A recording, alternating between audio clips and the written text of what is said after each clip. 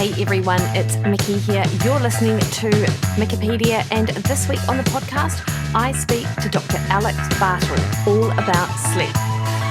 Dr. Bartle is a leading sleep specialist, and he shares insights into the key habits that make the biggest difference in sleep quality, the science behind sleep stages, and the common misconceptions that keep people from getting the rest they need. We also discuss the impact of modern lifestyles, caffeine, alcohol, and wearable sleep trackers, as well as strategies for managing shift work and jet lag. Plus, Dr. Bartle breaks down the connection between sleep, metabolic health, and mental well-being, and he shares his own go-to tips for better sleep.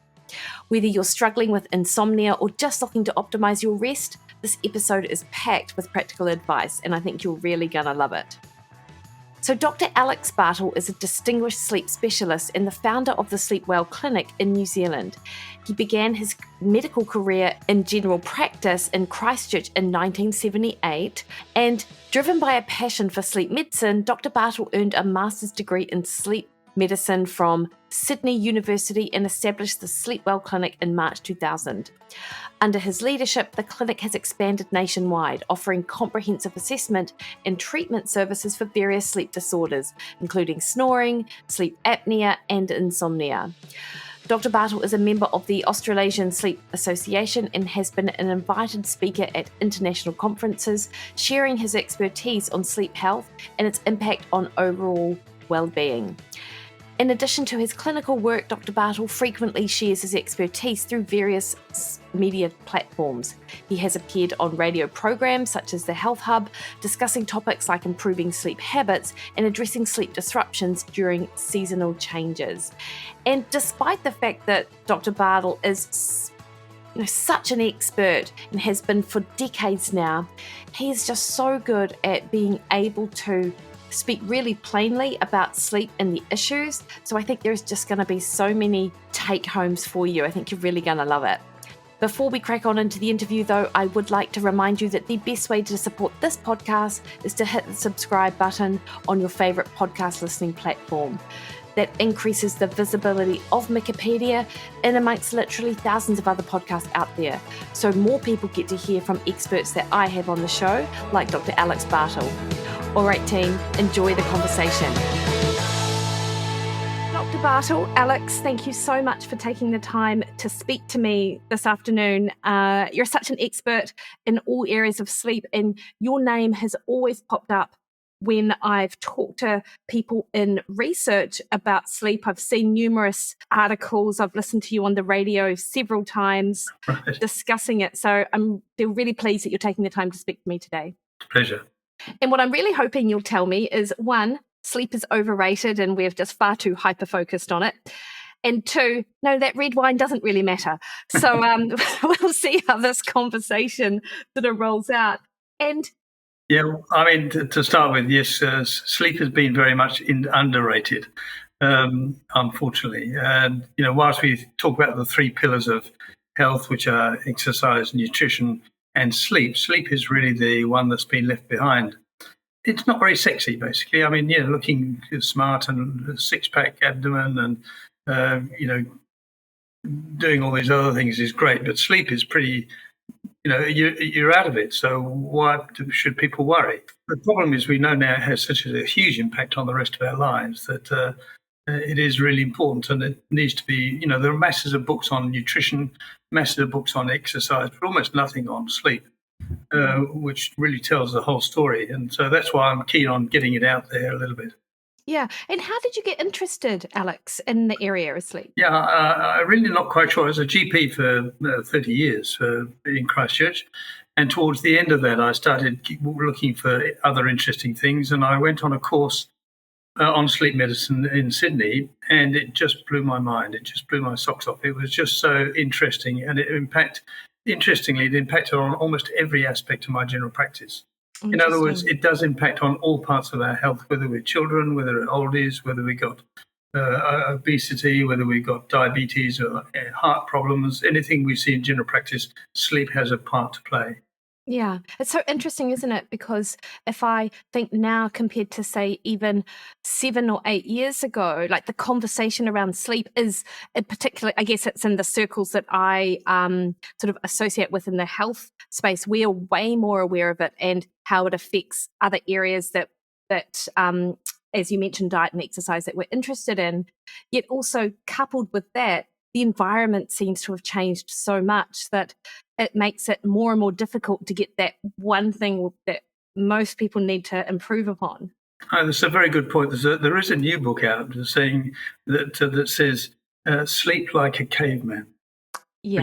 Which is really I've just started to read it. It's just come out, and I just thought, that sounds pretty sensible, because it is, particularly the technology that's changed lately is really having quite an impact on sleep. And whilst it does impact more information on sleep, all these sleep watches and Oura rings and all those things give you more information about sleep. It's actually what you do in the end that actually makes a huge amount of difference. And I'm hopeful with more information from all these devices that we will actually learn that maybe we should be doing it better. Yeah, interesting. So, Alex, if you were to zoom out and look at maybe 80/20, so, what can you do? What are the 20% of behaviors or strategies that provide 80% of the benefits with sleep? What would you say to that? Well, just to get it back to the clinical side of it, there are two major aspects of sleep that I look at. One is poor quality of sleep, and the other is inadequate quantity of sleep. If you're looking at quality of sleep, they're often very good sleepers. They'll say, no problem with my sleep. I just put my head down and go straight to sleep. Within seconds, I'm asleep. Well, they may have a problem with quality of sleep. In other words, they may have something like snoring and sleep apnea, which affects, at least 20% of the adult population over 40. It's hugely prevalent and very destructive of our sleep and indeed, in the end, of our health. The other one, obviously, is poor quality or inadequate, quantity of sleep, which is insomnia. Really clinically bad insomnia that affects our daytime. By definition, insomnia has to affect daytime. Affects about 15% of the adult population, or all of the population, because it happens in children as well, of course. So they're huge problems. I mean, if you talk about asthma and diabetes, sleep problems are right up there with those other problems that impact on these other health issues as well. So, if we're looking at wanting to sort out snoring and sleep apnea, then they need to be tested. You need to see, is this a major issue for health? Because at a certain level, you need to do something about that, either weight reduction or stop drinking so much alcohol, or maybe using a device of some sort.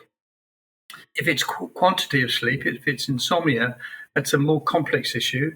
And certainly there are lots of strategies that you could learn, which we'll perhaps talk about later, that actually will help improve your quantity of sleep. So, I'm only getting 4 or 5 hours sleep each night. Clearly, that's inadequate.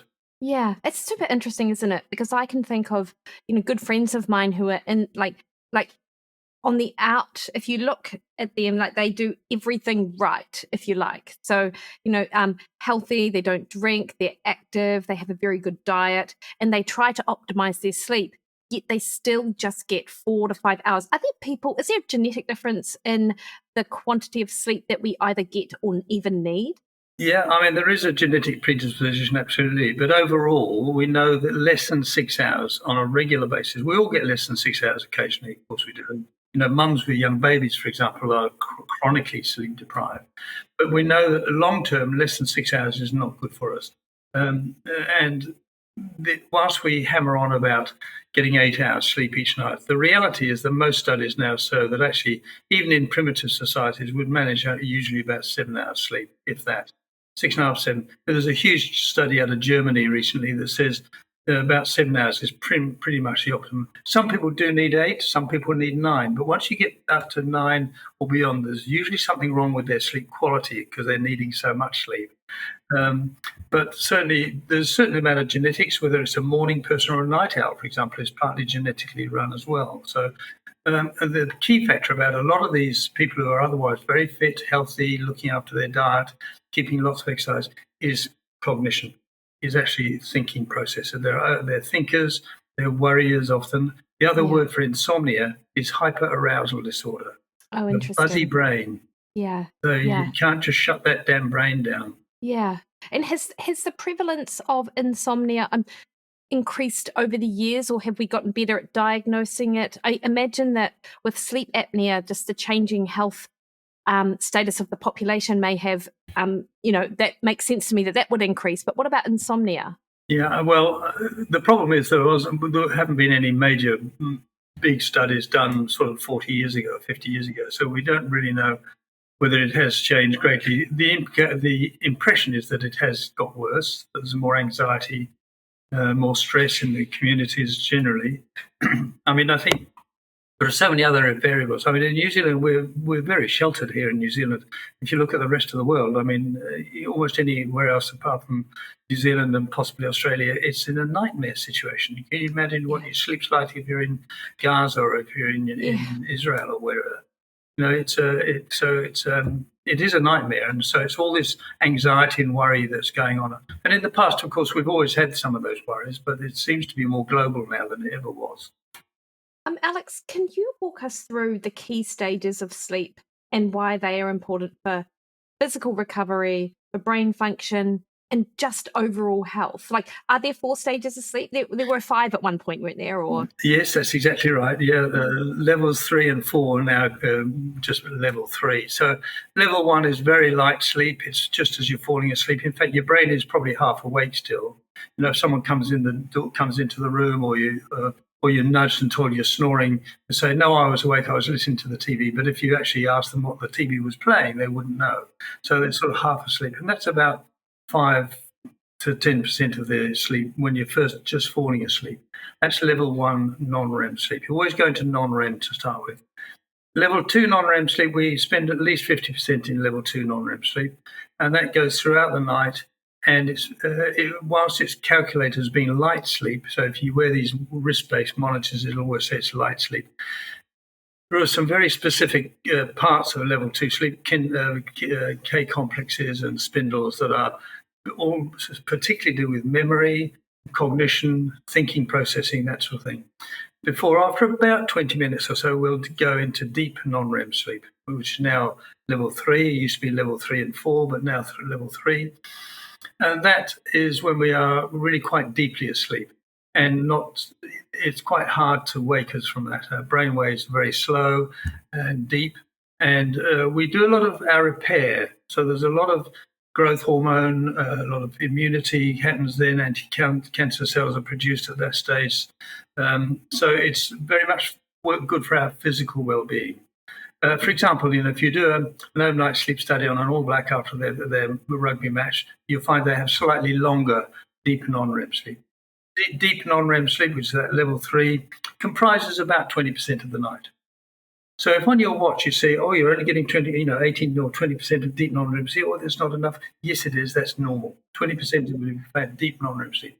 After about 90 minutes, going down 20 minutes into deep sleep, about 70 minutes in deep non-REM sleep, you come then into very light sleep, which often is a little patch of REM sleep, rapid eye movement sleep, usually very short, maybe 5 minutes or less, before you go down deep again into the deep non-REM sleep. Now, towards the end of the night, you get almost no deep non-REM sleep. So the deep non-REM sleep only happens in the first really 3 or 4 hours of the night.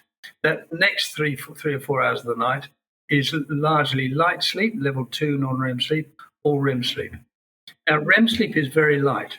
Our brain is as active in REM sleep as it is in quiet wakefulness. So our brain is very active at that time. But the key factor is that we can't move. We have spinal weakness or paralysis, and so we don't act out our dreams because we recall dreams from this very light level of sleep. We probably do dream in deep non-REM sleep as well, but we don't remember that because we're in such deep sleep. But if you're woken out of a deep non-REM sleep, you can often remember that you've had a little bit of a dream. But generally, we recall dreams from this much lighter level of sleep at the end of the night, is our REM sleep. Alex, I don't know if you know the answer to this question, but one of my it's not a recurring nightmare, but if I have a nightmare, one of the things in it is that there's a presence of someone I'm trying to get away from and I'm trying to move and I actually can't, and I physically can't move and actually can't even form like a scream in my dream. Is that in part the physical nature of what REM sleep is? That's exactly right. It's your REM sleep actually, shall we say, morphing over into our wakefulness. So we're coming awake. Normally, our brain clicks into gear immediately, and we don't realise that we've been paralysed for the last 2 hours or whatever. But sometimes we, particularly, it's nearly always fearful. So you're fighting somebody off, you want to run away, you're trying to escape somehow, you're being strangled or something horrible is happening. You're waking out of that dream and you can't move. So it's quite terrifying. It often matches only a matter of a second or two. It's called sleep paralysis. It's pretty common actually in younger people. So late teenage, early 20s, quite common. If it's happening repeatedly and in people in their 20s and they're very, very sleepy, it is one of the tetrad, one of the 4 symptoms of narcolepsy. But they're usually very obvious to pick because they're so sleepy. But sleep paralysis is one of the features, one of the 4 main symptoms of narcolepsy. And then you mentioned that we get a lot of the deep sleep happens in the first part of the night. So is this a case for getting to bed earlier? I've often heard that the 2 hours before 12 is worth like 4 hours after 12. Like, you're calling BS on that? Doesn't make any difference. Yeah. So if you go to sleep at midnight, that first 3 or 4 hours through to 3 or 4 in the morning will be deep non-REM sleep. If you go to bed at 9 o'clock and fall asleep, it'll be 9 till 1. So it doesn't matter when you sleep. And, for a night owl, they often can't go to sleep, which we may talk about later. We can't go to sleep until, midnight, 1 o'clock. If you're a teenager, and we get quite a lot of these delayed sleep phase teenagers, they often can't get sleep till maybe 3, 4, 5 in the morning, but they can sleep on till 2 in the afternoon. So it's called a delayed sleep phase. But they get the same amount of deep non-REM sleep and REM sleep as anybody else. They just get it at an inconvenient time in terms of going to school or work. Yeah, and I imagine this must have impacts on their whole circadian biology then, if we're thinking how important, I mean, we'll probably talk about this later, but the morning sun is for resetting circadian rhythm. That's what they might miss out on, yeah. Well, yes, that's right, except for when they wake up at 2 o'clock in the afternoon. As if they get outside, then that will suppress the melatonin then. But you can alter that, and then we'll come on to the treatments of maybe this delayed sleep phase, which is actually relatively common, not necessarily to that degree, but it's often found teenagers can't get to sleep till midnight, 1 o'clock in the morning. That's quite common, but they still have to get up at 6 o'clock to get to school or work, which means they're cutting their sleep short. Yeah. And I've often heard it argue that society really favours the morning sort of people much more so than those evening types because of the way that we do things. Like, it's much more suited to someone like me than it is maybe my husband, who is much more, I mean, he's trained himself to get up early and he has to work. But I think he would definitely be a later person than I am. Yeah, I mean, you can train that to some degree. And using light, which I'll talk about perhaps later, is actually how we often do that. But because that's the most common, what they call Zeitgeber or timekeeper of our circadian rhythm. Yes, so it's actually important that we understand that, because you're quite right.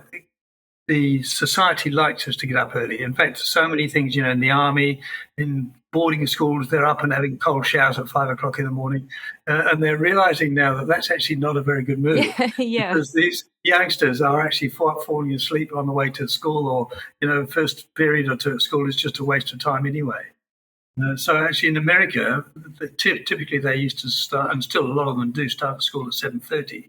Whereas in more Anglo-centric, English-centric, we usually start schools at 9 o'clock, which is better. And in America, quite a lot of schools are moving to starting school later at 8:30 or 9. So they're beginning to realise that this circadian rhythm problem in teenagers is actually quite major and making a huge difference to how people function. Yeah, for sure. And I guess it would be almost a misstep to have all schools starting at, say, 10 a.m. if we think that their parents have to be at work by 8 a.m. It's just not congruent with how society is right now. No. What I would really love to have done, which I'd left Christchurch by the time the earthquake occurred, but immediately post-earthquake, a lot of schools were destroyed, and so they had morning schools. Some schools were starting at 8 o'clock till 1 o'clock, and a different school would come in at 1 o'clock and do 1 o'clock till 6 o'clock or 5 o'clock.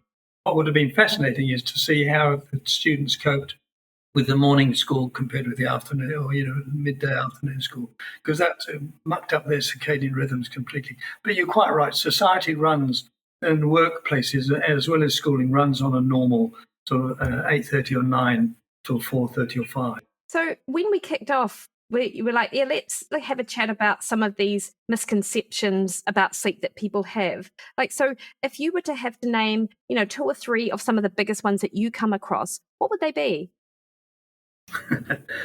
Well, one of them is going to bed too early. So I can't sleep at 10 o'clock, so I'll go to bed at 9 o'clock and then give me an extra hour.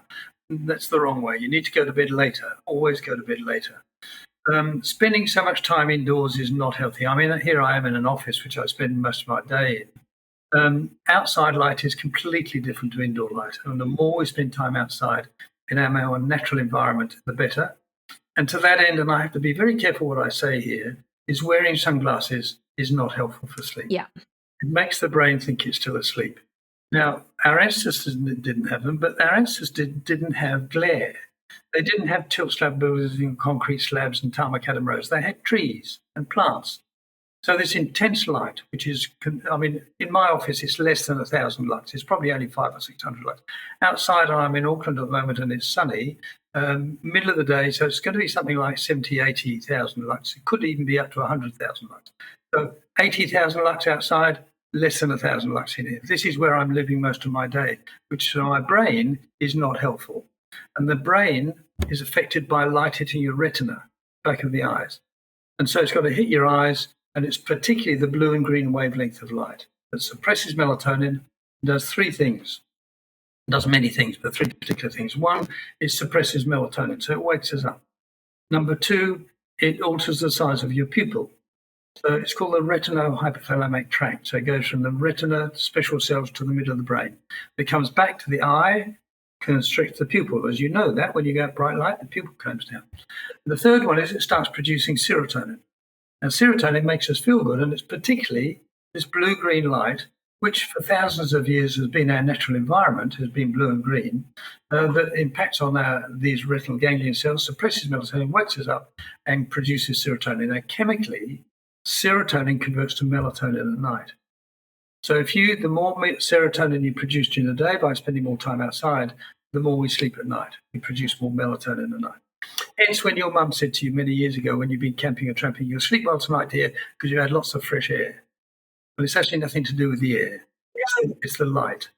And the light is crucial, but it's not glary, bright light. It's shaded blue-green light. So going for a run, going for a walk, going for a cycle through the local park or gardens, where it's shaded light, is ideal for us. But if you go out and wear sunglasses, then you're not suppressing melatonin. Pupils aren't altering their shape, so because you're blacking it out for them, and you're not producing all this lovely serotonin. So, if you had macular degeneration, glaucoma, cataract, eye pathology, yes, you may need to wear sunglasses. But for most of us, we don't have those pathologies. So particularly shaded blue-green light, going for that walk or run through local park or gardens, that's going to help you sleep. Yeah.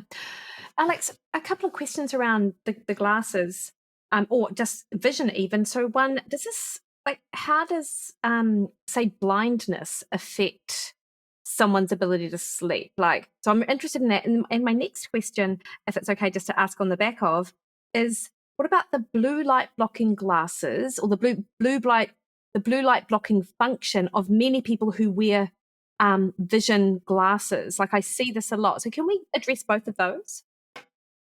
Right. The first one, blind people, yes. A lot of blind people still have that retinohypothalamic tract that works, so it's not universal. But if that has blocked as well, then it really does have a major impact. So their sleep can be all over the place, and it often starts, if they've been blind from, if they've had retinitis pigmentosa or whatever, they've had eye cancer or whatever as children, they often just sleep anytime. Or they want to sleep anytime. They want to wake anytime. And it's a bit of a nightmare because we live in a society that needs to be awake during the day and sleep at night. And so we do have to use melatonin to help them sleep at night, and often a stimulant in the morning. So it only can be really manipulated with medication. And so it does have a significant impact. But it's not all people with blind people, but it's many people with blind people. and you have to not have that retinal hypothalamic tract, that pathway. Yeah, and the second question is, what about a lot of the glasses these days that people get to correct their vision have blue light blocking in them? Yeah. Well, blue blockers is what we recommend at night time because that blocks the blue light, which suppresses melatonin. So we want melatonin, so we want to block the blue light. So if you're watching TV, for example, the old-fashioned TV, which not many people watch these days, I do, but not many people watch TV, you can't get rid of blue off the TV. So wearing blue blocking glasses may help get rid of some of this blue light that's affecting you, that's getting rid of melatonin, which you want. But during the day, we want blue light, and so blue-green light. And so wearing glasses that have a bit of blue-green on, especially in the morning. But, the cheap one, we have blue light glasses, so they produce blue light. We use those for people who, for example, have to be at work very easy in the dark, so they don't have option to be outside at all in the morning. And their blue light glasses are very effective because it suppresses melatonin. Maybe 5:30, 6 o'clock in the morning when they have to get to work, and it's dark. So blue light glasses suppressing melatonin in the morning is great. But of course, the cheapest way of doing it is getting outside, because you're not only getting outside and getting the proper light, but you're also doing some exercise. Yeah, well, so a couple of things with that. So first, can you clarify? So you can purchase glasses that actually produce blue light in New Zealand. Yes. Okay, amazing. I have a pair of glasses that suppresses blue light, and I wear them at night, and they're orange tinted. They're great, but I didn't realize that the opposite were available, because of course during winter, like here in Auckland, like we get the sun rises at about 7:30ish, but in Dunedin the sun seems to rise at about 8:30. So so those blue light glasses would actually be a great idea for us in winter. Yeah, we've got these glasses that actually can produce blue light in the morning, but also can switch to producing amber light at night time. So you can use them both ends of the day. Oh, that's amazing. Yeah. So in the past, we've had to have a box, for example, that produces blue light, and you have to sit in front of this box. But if you can have them glasses, then you can go and have your breakfast and read the paper or whatever you can do in the morning. Yeah. And while you're suppressing melatonin and waking yourself up in the morning. Yeah, that's amazing. And so I'm thinking about, if I go to Specsavers and I look around at all the glasses that are available, there are some of them that say that they block blue light, and people wear them all day. So in that instance, they're better off getting maybe a couple of different types of glasses, ones without the blue light blocking to wear during the day, but maybe they wear their spectacles that have the blue light blocking at night. Absolutely, yes. I mean, it's a bit, you're having glasses that try and cover all options, and that doesn't work because it changes throughout the day. And I've always been puzzled. I'm never quite sure when I go to an optician, I talk about this, whether they talk about blue blocking glasses or blue enhancing glasses. So that's the key factor when you need to ask about that. Does this produce blue light or does this block blue light? Because if it's during the day, I want the blue light. At nighttime, I don't want the blue light. Yeah. No, that makes sense. And I'm definitely going to look at those blue light producing glasses. My dad is a very bad sleeper, and he lives in Dunedin. And he does a lot, which is actually good for the sleep hygiene. But still, I think it's the blue light, that the lack of blue light, I think, in Dunedin is one of the things throughout the day. I mean, and that's why we do have this thing called seasonal affective disorder. Yeah. It's, not lack of morning light particularly. And we get grumpy because we're not producing the serotonin we should be doing. And of course, we see it particularly commonly in Nordic areas. So of course, in Sweden, Norway, Finland, those sort of areas, you see quite a lot of that in winter. Yeah, interesting.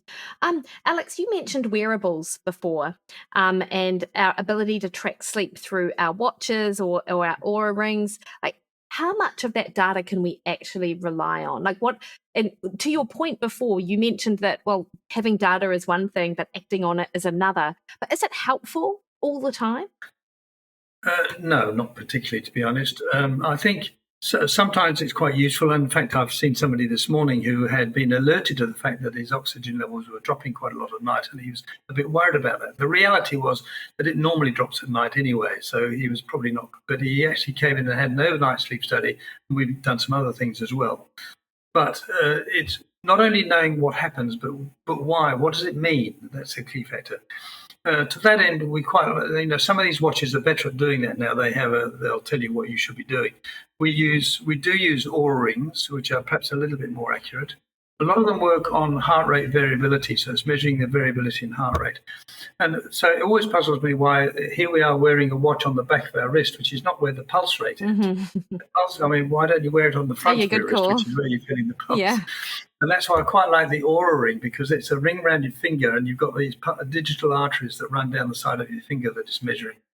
But, and it may be slightly more accurate, but for sleep and wake, they're not too bad, about 75% accurate. But if you're dealing with deep non-REM sleep and REM sleep, so measuring the actual quality, it's probably about 70% accurate compared with polysomnography, which is where they wear these things and do the overnight sleep study as well, so measuring brain leads. Then they can measure it accurately and see how accurate these. They're getting better, but we get so hooked up on this thing. And really, what I want to say is, forget the watch. How do you feel in the morning? Are you getting satisfactory sleep? Are you getting enough sleep? Is it good quality? I'm waking up tired. Well, what your watch tells you some things that you're not getting good sleep, but you need to be able to do something about it and understand a little bit about what it means. So it's a little bit frustrating, but they're there. We're not going to get rid of them. People love to monitor this. Yeah, we love to monitor everything, right?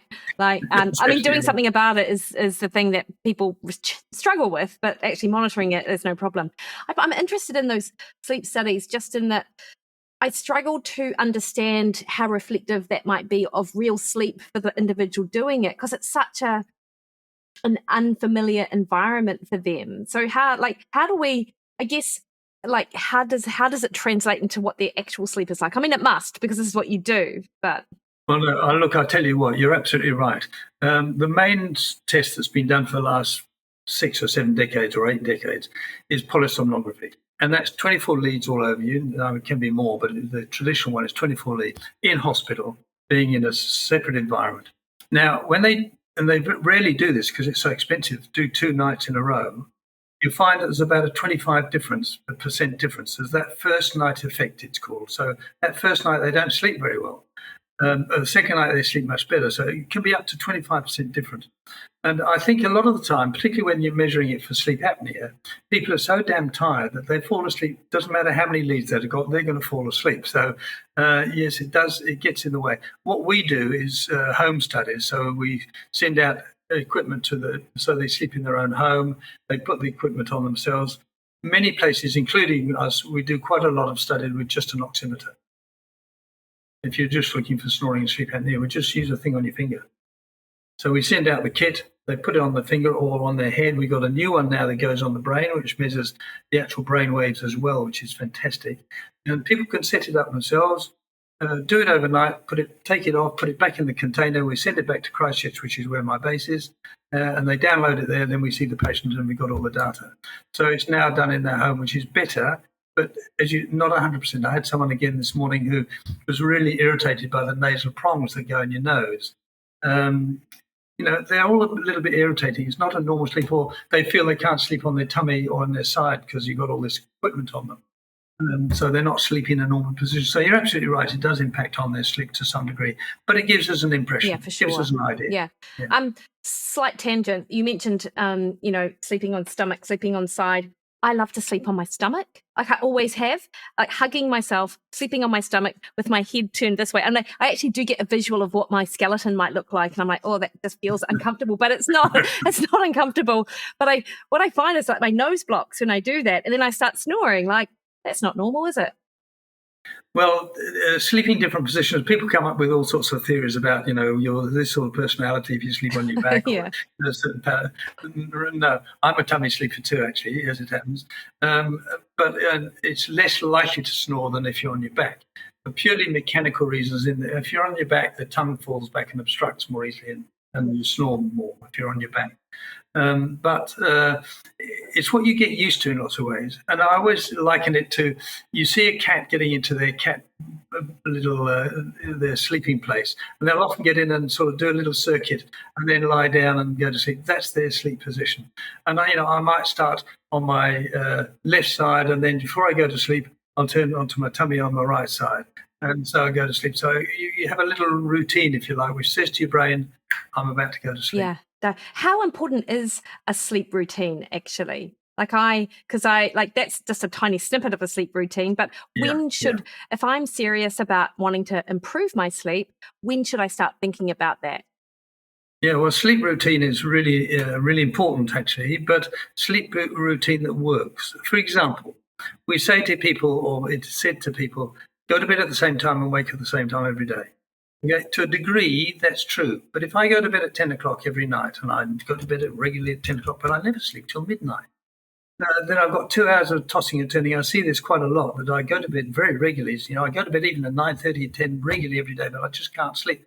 Go to bed at midnight. Start by going to bed when you're going to sleep, and then you can move it forward. And then when you're stable, then you're going to bed and going to sleep maybe 10:30 or 11 every night. Stick with that. And then in the morning, getting up and your morning routine is possibly more important.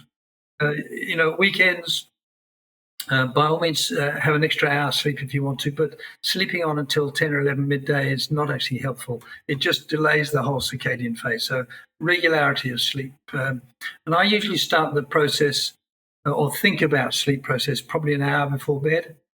Particularly for children, I like that, starting really with the shower, nighttime shower or bath for a child, making sure the lights are getting dimmed, and then reading stories and reading that sort of thing. So routine in children is really important. Adults, we tend to produce our own story of how we get to sleep, and the problem is a lot of it these days is online. There's either watching telly, or these days for most young people, they don't watch telly at all. They just use their computer and iPhone all the time. And that's really hard thing to break. Yeah. And is it important to break it for everyone? And I ask this question because I'm horrible if I've got I put my blue light blocking glasses on, I read my Kindle. That's almost like a Pavlov's dog's reaction. I'm like, okay, I'm tired now. Put my eye mask on, I'm asleep. But my husband, he gets to bed, he doesn't seem at all affected by the overhead light the way that I feel I am. And then he reads the BBC News, he catches up on sport, and then he falls to sleep. And both of us report a similar, I feel refreshed. So is he just different? Very good. What I say to people is when if they're watching TV, looking at their computer, put it down and go to sleep. So what? They're not going to come and see me anyway.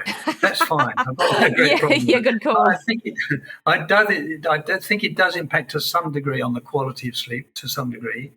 But in the end, calming the brain down before you go to sleep is for a lot of people I see, at least because they've got insomnia problems, is really important. And so the other thing to say is the three issues with smartphones and close computers. And it's not just the blue light, because most people I talk to, year 13, 12 and 13 students, they all know about night shift. They all get rid of the blue light. They say, isn't that enough? Well, no, it's not, because there are two other major problems. One is that it's close to your eyes. So it's flickering, watching a movie, gaming, Instagramming, TikToking, whatever, close to your eyes. So it's flickering close to your eyes. The second problem is it's interactive. You're working with it. You're YouTubing, Facebook, and you've got rid of the blue light. Whereas when they looked at TVs, which is the old-fashioned, the other side of the room TV, it's distant, it's passive. You're just watching a movie. You're not working with it. But it is backlit with blue. You can't get rid of the blue off TV. But when they've done studies of the old-fashioned TV versus the computer or iPhone, the iPhone was not as good. So the fact that it's blue light, but it's not close to your eyes and not interactive, made a difference. So it's that interactivity and that flickering. Now, you say you read a Kindle. Mm-hmm. Reading is quite a different process. Your eyes are scanning words. Yes. So it's not flickering. It's not changed. So you flick a page every now and then, but your eyes are scanning. And whether it's a book or a Kindle, the jury used to be out onto whether we should be using Kindles, but the reality is it's the same as a book. Okay. Oh, amazing. And so that's no great problem. If you read, and it's quite a nice calming thing to do before you go to bed. Yeah, for sure. So what about TVs in the bedrooms, Alex? Is that still a no? And I'll just publicly state I don't have a TV in the bedroom. But yes. And isn't it? And look, and because I feel like I should get an A+ for that. Listen to me, because I think, surely that's the best. But again, are we all just different into how we're going to respond? Yeah, we react differently to it, absolutely, because I mean, you're one who shouldn't have a TV in the bedroom. Your husband's one, he couldn't care a damn whether it's in the bedroom or not. He puts his head down and goes to sleep. And sleep a lot of the time, which I talk about a lot, is to do with confidence. And he doesn't even think about it. He just puts it down and goes to sleep. You would put it down and think, oh, God, what's going to happen tonight? I wonder if I sleep and I've got a busy day tomorrow. The old mind's racing.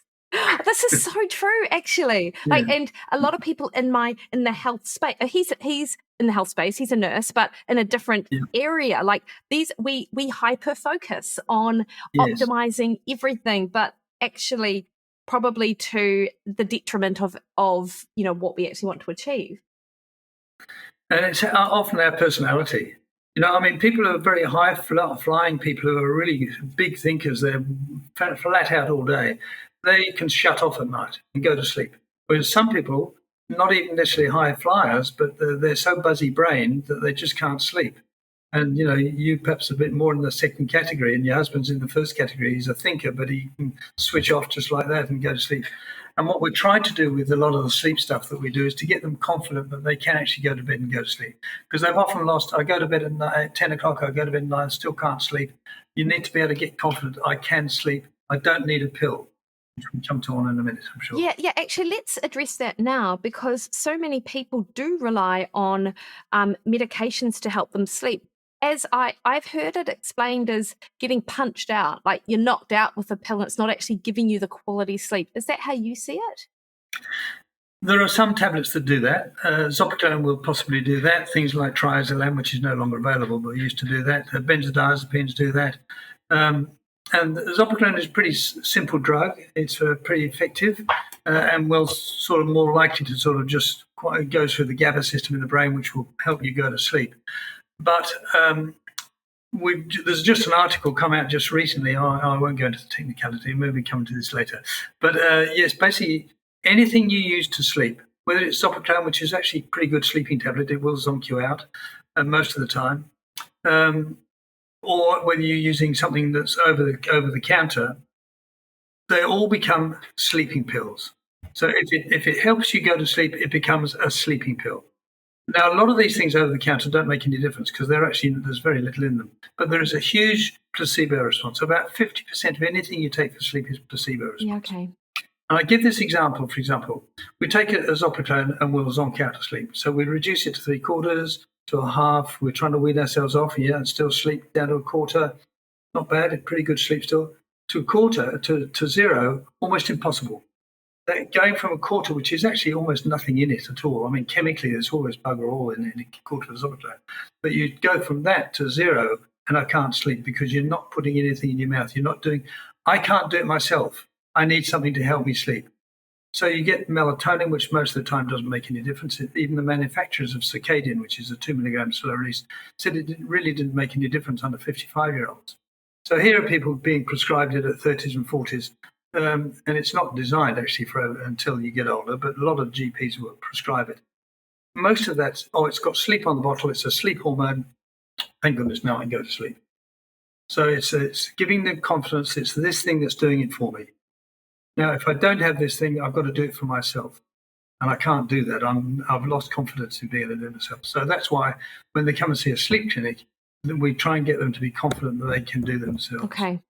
So that's interesting. So I think my follow-up question was going to be what non-medical treatments work for sleep, but you've just answered my question, really, haven't you? Because I take magnesium, and I feel it's part of my routine to take magnesium before I go to bed. And interesting, I have actually looked at research around magnesium, tried to do a deep dive. It's almost nothing on sleep. There's absolutely nothing on it for sleep. Yes, there was a study a little while ago in elderly population who do get magnesium deficient. We do need magnesium for sleep, so don't get me wrong. But, we should be able to get enough magnesium in our diet if you're having a reasonably normal diet to actually fulfill our need. But taking extra magnesium in the elderly did make a tiny bit of difference, so don't knock it completely, but that's where the studies come from. But in the end, it's what we do. And there are, in terms of treatment for insomnia, there are 3 issues or 3 things we talk about. Number 1, sleep hygiene. Most people know all about sleep hygiene. They don't do it very well. And I always go through sleep hygiene because there are a lot of stuff there that they haven't thought about, particularly light, noise, temperature, particularly light and temperature.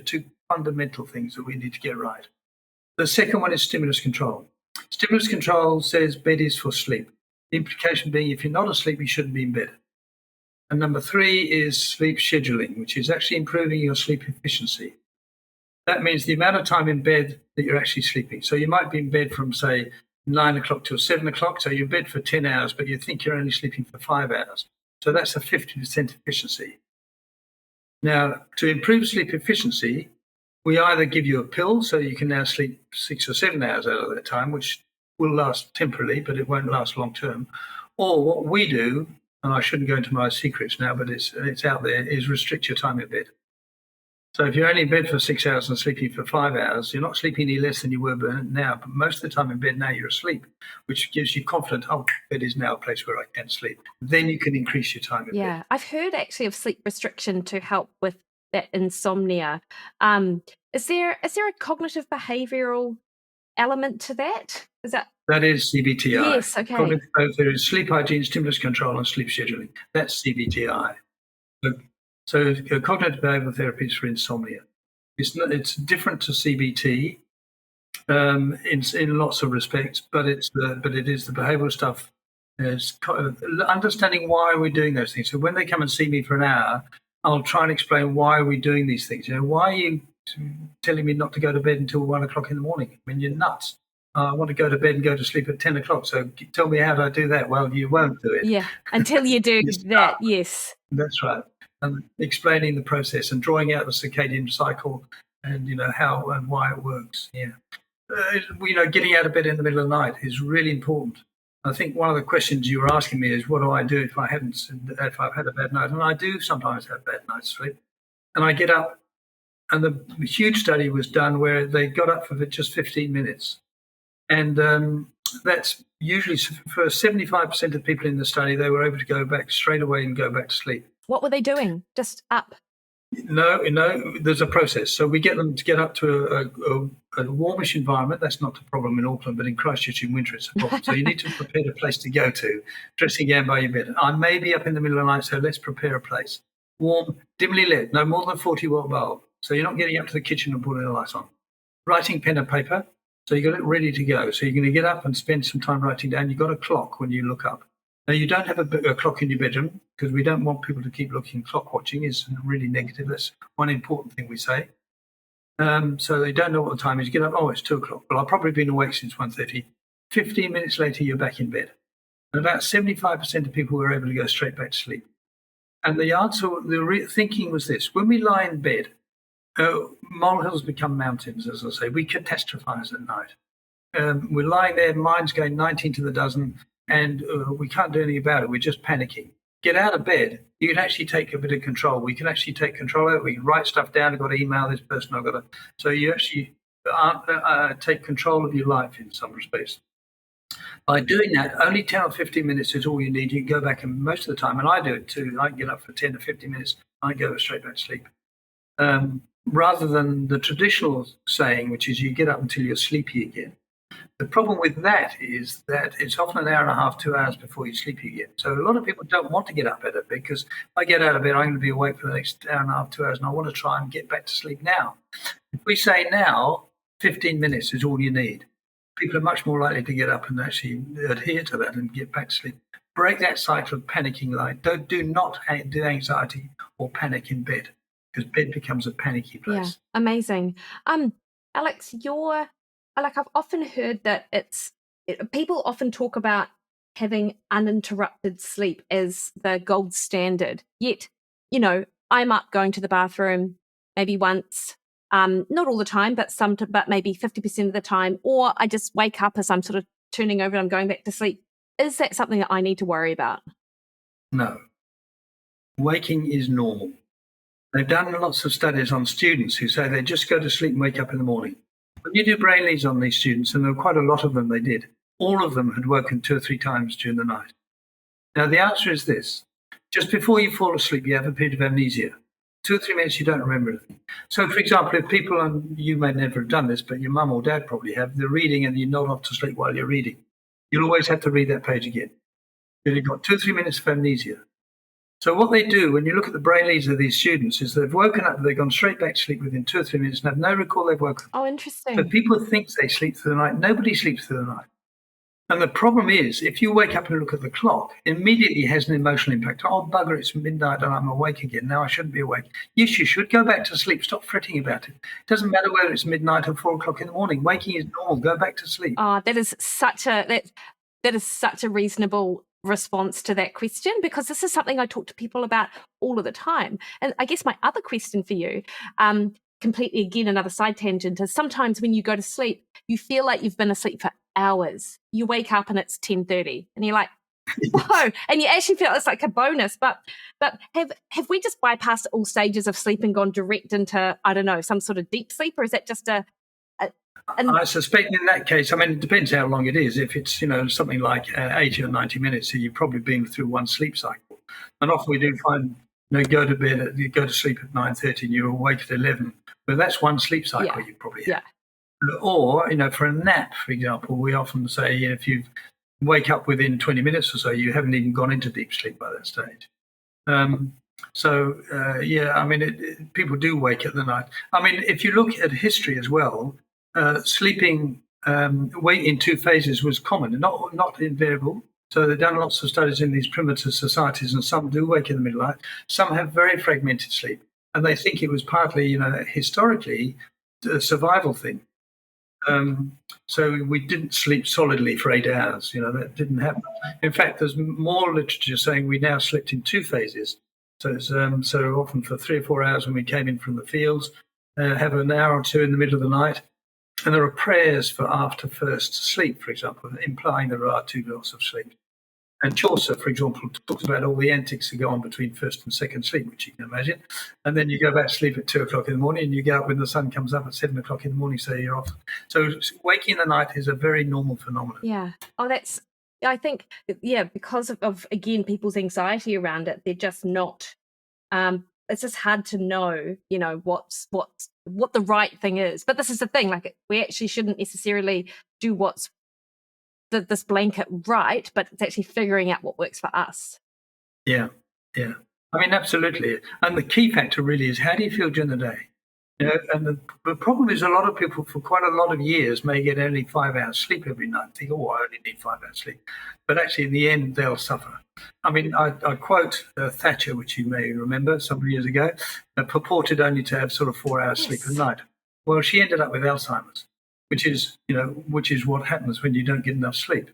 You're not having enough time to clear the beta amyloid and tau proteins out of the brain, which you need sleep to do that. Yeah. And of course, there is that relationship between sleep deprivation and insulin sensitivity and blood sugar management and other disease processes. And I wonder how much we know whether or not is it the sleep deprivation itself that leads to these issues, or is it that being sleep deprived then makes us crave more of the things that then drive these disease processes? Like, is it like, do we know?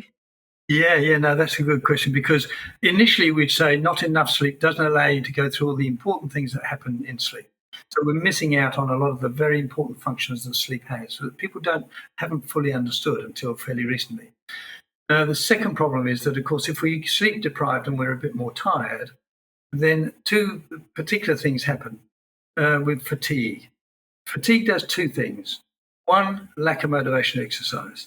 So we're just knackered. We get home from work, we're tired. Yes, I'll get my tea ready and I'll sit and watch telly, but that's all I've got the energy to do. So going to the gym, going for a run, going for a walk isn't going to happen because I'm tired. So fatigue is number 1. Number 2 is it alters hormones in your brain called leptin and ghrelin. Leptin levels drop, ghrelin levels rise when you get tired, and it says to your brain, I need to eat something. So you tend to, and we don't snack on lettuce leaves and celery and carrots. We snack on high carb stuff generally. So we're going to reach, particularly in the afternoons when we get that dip. In the evenings when we're getting tired in the evenings. For example, you see this all the time. People have a meal, maybe 6 o'clock or so. At 8 o'clock, they're sitting watching telly and they're thinking, I'm a bit pickish, I'll have a few chips here or have a biscuit or 2. Why are you wanting something to eat? You've just had a big meal, for heaven's sake. But you're wanting to snack because your brain's tired and it says it needs some food. And I liken it to, again, going back to history, which is what I really enjoy doing, is saying, well, fundamentally, why do we do this? Well, many thousand years ago, we probably hadn't eaten for a couple of days. And so we'd get a bit tired, and the brain would kick in and say, these hormones would kick in and say, you need to catch another saber-toothed tiger, or you need to pick some more berries to keep us alive. So these hormones are designed to keep us alive, fundamental stuff. Nowadays, we get tired for all sorts of other reasons, work and stress and worry and family, what have you. And there's so much food available that these hormones that tell us we need to eat something are now killing us because we're putting on too much weight. So you see a big guy who's obviously got sleep apnea walking down the street eating an ice cream. Well, he's probably saying to himself, I shouldn't be eating this ice cream, but my brain is screaming at you because I'm so knackered that I need to eat something. Yeah, for sure. And so then, Alex, do you have a set protocol that you work with your patients to put into place if they have a night or several nights of sleep deprivation in terms of what they do during the day, like in terms of exercise or diet or things like that, caffeine, for example?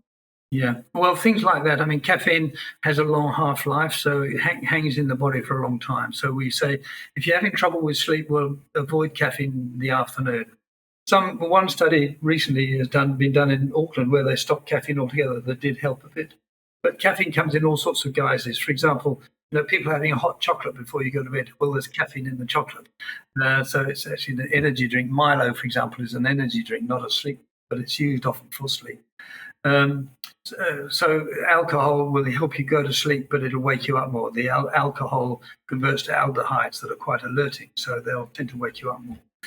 But in general, what we do during the day has a major impact on our daytime, on our nighttime. As I say, spending more time outside, a bit more energetic, but not doing any physical exercise just before you go to sleep. I had a guy who thought, if I wear myself out physically, then I'm going to sleep really well. So he got himself a cross trainer. And at night, for an hour before he bed, he worked out on his cross trainer and he got himself flopped out on the bed, totally exhausted, but there's no way he could sleep. Too wired? He was just so wired. Yeah. So a physical thing, you need to keep at least 2 or 3 hours before you go to bed.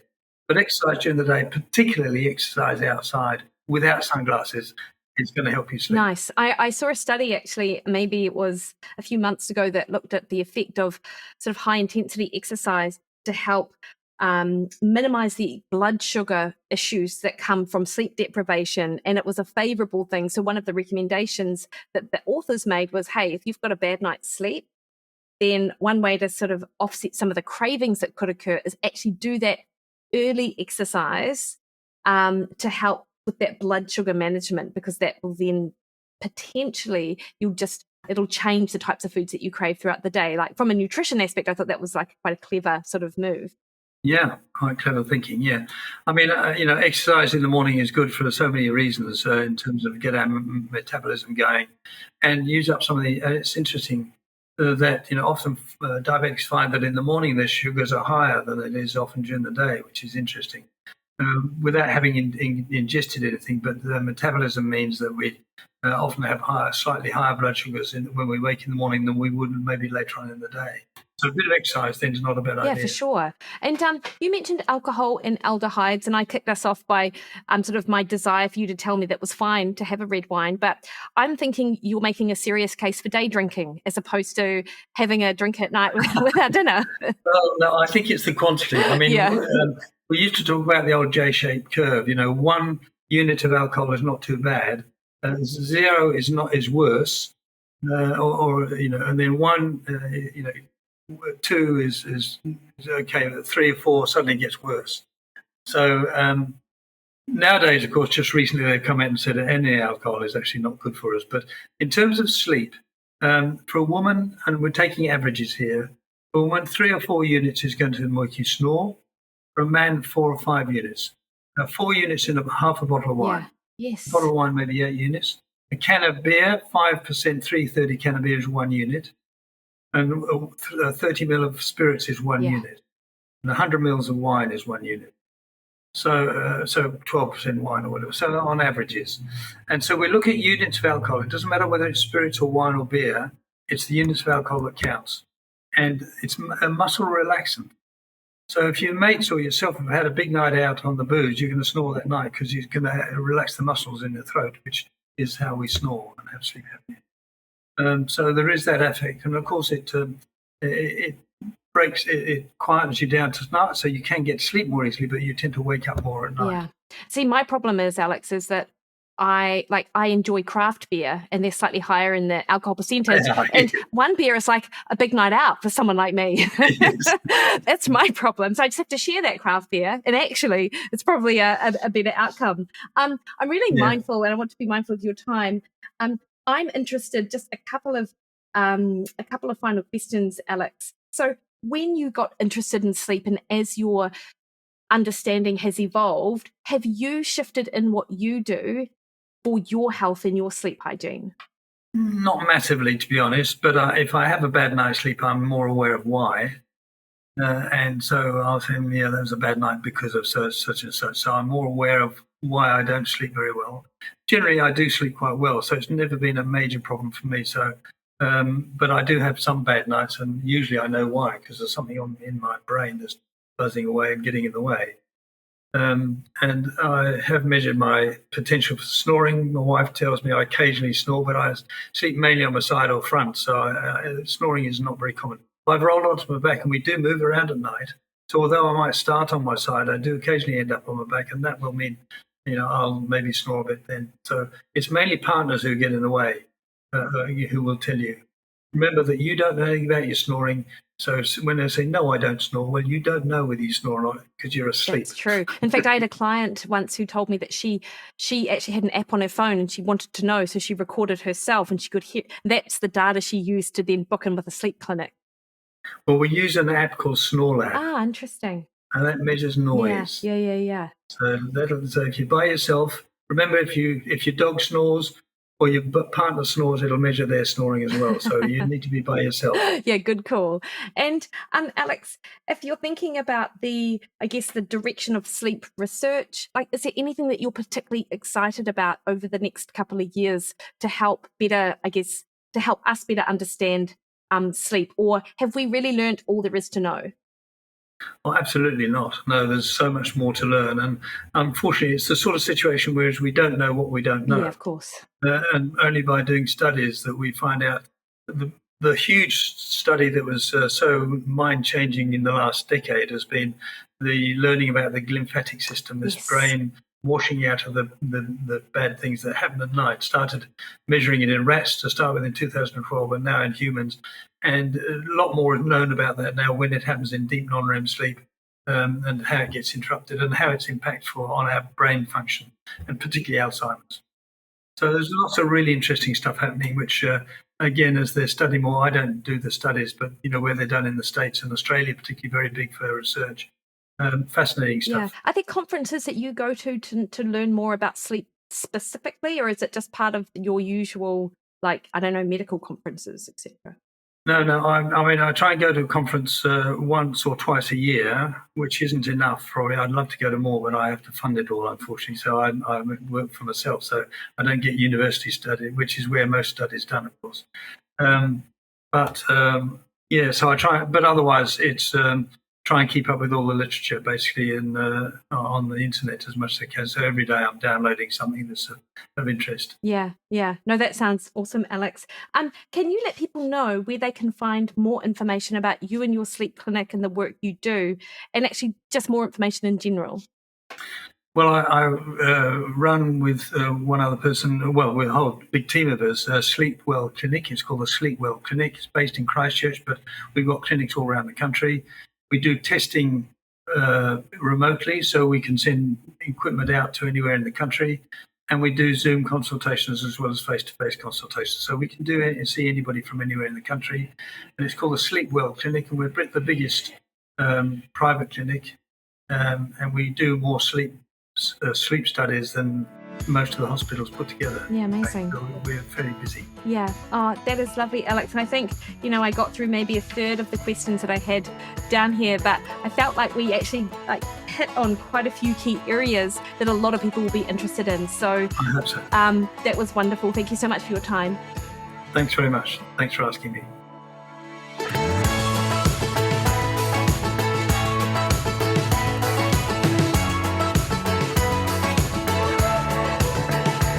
Alrighty, hopefully you enjoyed that. And I heard Alex, I think maybe just after Christmas, just before New Year, on the Newstalk ZB channel over the Christmas, sort of on their Christmas show. So he's super accessible, and absolutely contact that Sleep Well clinic if you've got any issues with sleep. And I've got links to Dr. Bartle's LinkedIn plus the actual Sleep Well clinic, where there are links also to those glasses that we discussed. Next week on the podcast, guys, I speak to Kent Johns, former radio broadcaster, now health coach, an advocate for mental wellness, and just an all-round awesome guy who's really made it his life mission to help improve the quality of people's lives. And we have such a great discussion. I think you're really going to love that. Until then, though, you can catch me over on Instagram, Threads, and Twitter at Mikki Williden, Facebook at Mikki Williden Nutrition. Head to my website, mickywilliden.com, and why not join my recipe portal for just $12 a month? Get some super awesome inspo from the ever-increasing collection of great recipes. All right, guys, you have the best week. See you later.